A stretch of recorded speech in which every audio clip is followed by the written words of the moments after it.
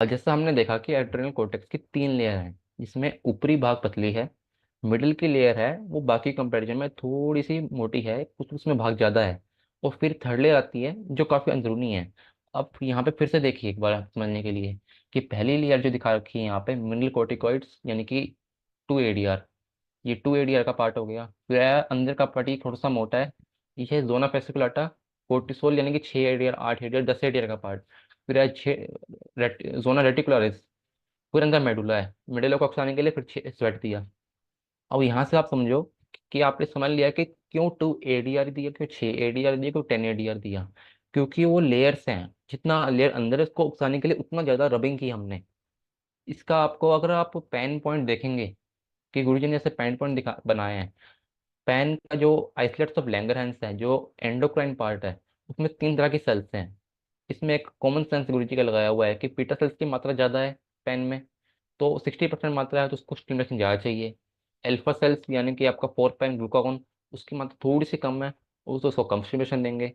और delta sales यानी कि सोमेटोस्टैटिक सेल्स अल्फा सेल्स से आधी हैं, तो उसको 2 पेन दिया।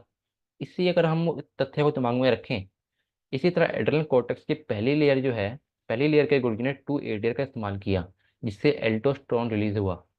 ध्यान दीजिएगा फिर से। इसी तरह एड्रेनल कॉर्टेक्स की जो पहली लेयर है, उसको उसाने के लिए गुरुजी ने 2 ADR दिया।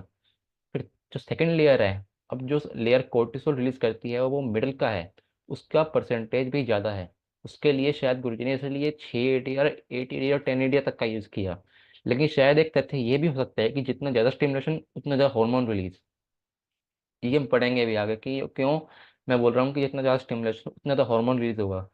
फिर उससे और अंदर की लेयर है, उसको ज़्यादा स्टिमुलेशन चाहिए। लेकिन एडीआर की काउंटिंग किस बेस पर गुरुजी ने बनाई होगी, ये शायद यही लॉजिक हमें अभी देखा कि क्यों गुरुजी ने 6 ADR ही बनाया, क्यों 2 ADR बनाया। क्योंकि वो हिसाब ही वही है एडीआर का कि जो पहले लेयर है उसको कम स्टिमुलेशन दिया, अंदर की लेयर को और ज़्यादा, उससे अंदर की लेयर को और ज़्यादा, और जो बिल्कुल अंदर मेडुला है उसको करने के लिए स्वेट दे दिया। यही इसका लॉजिक है पूरा एडीआर का। अब एक छोटा सा जो मैंने अपने इस मत से मैथमेटिक्स लगाया है इसमें एडीआर में, कि गुरुजी 6 ADR × 3 ही देते थे हमेशा। वो क्यों देते थे?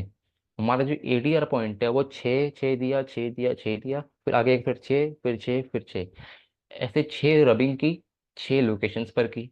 जिसका मतलब है 6 rubbing × 6 location is equal 36 rubbing हो गई एक बारी में, 6 ADR होगा 36 रबिंग। फिर ऐसी 8 ADR, 8 8 8 8 8 8, तो 8 रबिंग 6 लोकेशन पर 48 रबिंग हो गई है। फिर आ गया 10 ADR, 10 ADR 10 रबिंग, 10 10 10, फिर 10 फिर से 10 फिर से 10 रबिंग 6 लोकेशंस पर, 10 rubs × 6 location is equal to 60 rubs.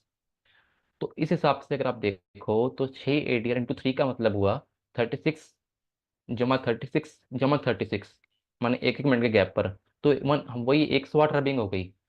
8 ADR × 2 हुआ, वो 48 + 48 हुआ, तो 96 रबिंग हो गई है। और 10 ADR तो 60 रब हो गए एकदम से। तो मेरा ये कहने का मतलब क्या है कि हम क्यों बोलते हैं कि माइल्ड पे चलो आपके 6 ADR से ज़्यादा हमने × 3 से ज़्यादा कभी यूज़ नहीं किया हमने, ना 8 ADR × 2 से ज़्यादा कभी यूज़ किया है।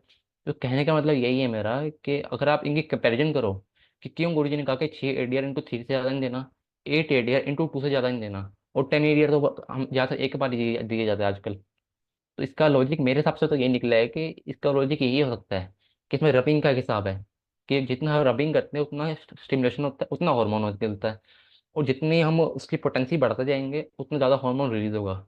इसीलिए शायद गुरुजी ने इसको बैलेंस रखने के लिए 3 2 1 का बना दिया होगा ये रेशियो, ये कि 6 ADR × 3, 8 ADR × 2, और 10 ADR सिर्फ एक बार। जैसा कि 10 ADR तो हम देखते हैं एंटी कैल्सिफिकेशन फॉर्मूला में। आशा है कि आप समझ रहे होंगे कि ये कितना दिमाग लगाया गुरुजी ने, कितनी बड़ी रिसर्च है ये। हम सोच नहीं सकते ये इतनी बड़ी रिसर्च की क्या बना दिया ये। मेडिकल वाले देख देख के वो हो जाएंगे कि ये कैसे हो सकता है, ये वो मानेंगे ही नहीं इस चीज़ को, क्योंकि उनके लिए तो ये स्टेरॉइड खिलाओ, स्टेरॉइड खिलाओ, स्टेरॉइड खिलाओ, स्टेरॉइड खिला खिला के बंदा खराब हो जाता है। अब हम देखेंगे कुछ पॉइंट्स